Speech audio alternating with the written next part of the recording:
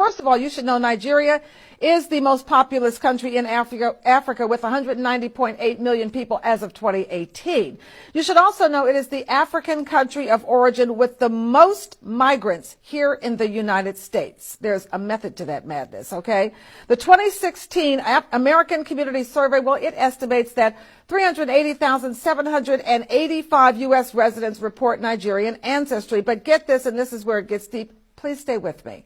According to the United States Census Bureau, 4% of Nigerians hold a PhD. That, folks, is compared to 1% of the general U.S. population. They're way ahead. Also, 17% of Nigerians hold a master's degree and 37% have bachelor's degrees. These are people who are supposedly have no merit.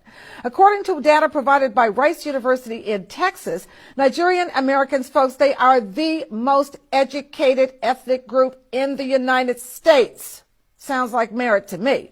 According to the Migrations Policy Institute, 29% of Nigerian Americans have graduate degrees. That is compared to 11% for the overall American population. Ahead. And a minimum of 4% of Nigerian Americans are also PhD holders, folks.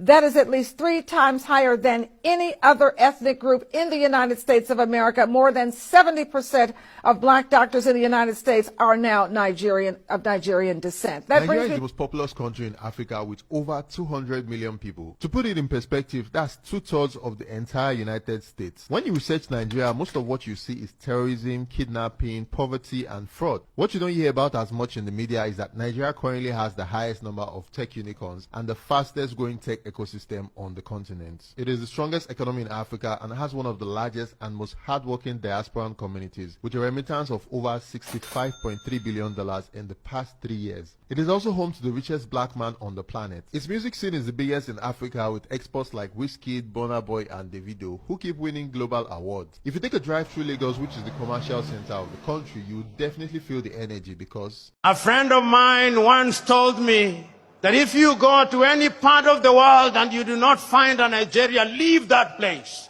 because there is nothing to do there. If you want the best engineers in the continent, they are Nigerians. If you want the best doctors, they are Nigerians. If you want good lawyers, they are Nigerians. If you want good people, they are Nigerians. But also, if you want Yahoo boys, they are Nigerians.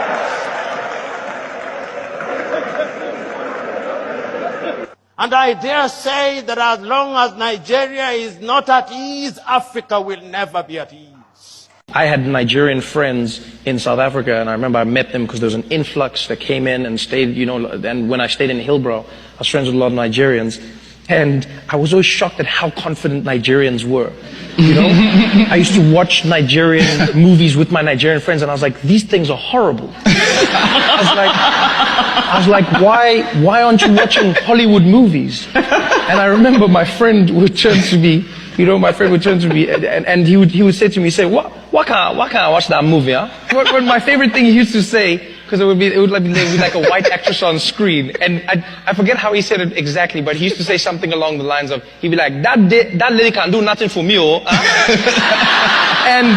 And I didn't understand it, but he was like, no, I watch our movies and our stories and our music is what we celebrate. And I had never seen this. I was like, what? But in my world, you aspire to the English. In my world, you aspire to that thing.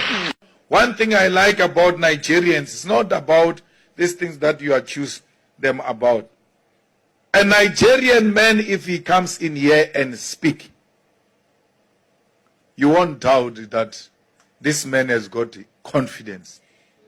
So white people refer to them as being rude.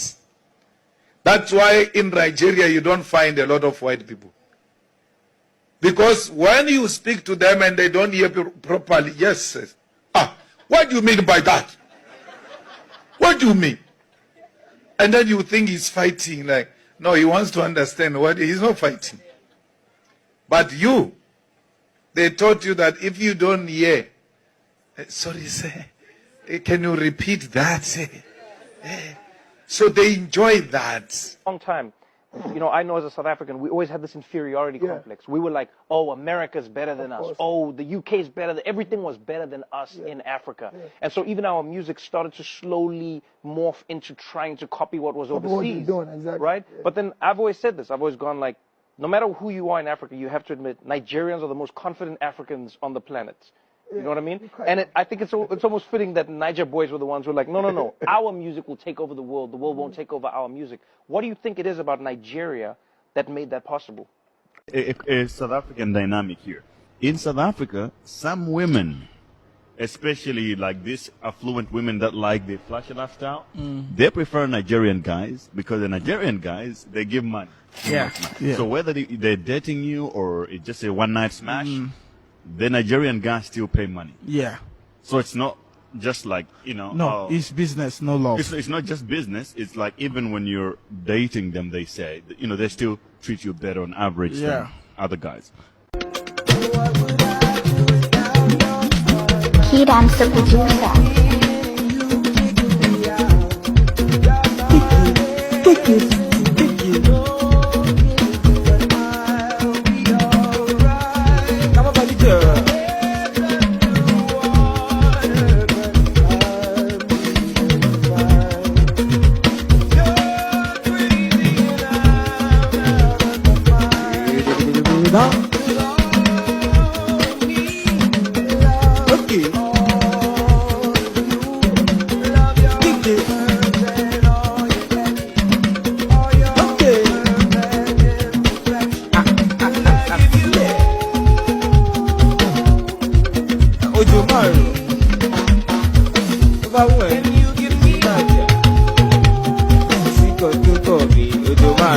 It's the producer.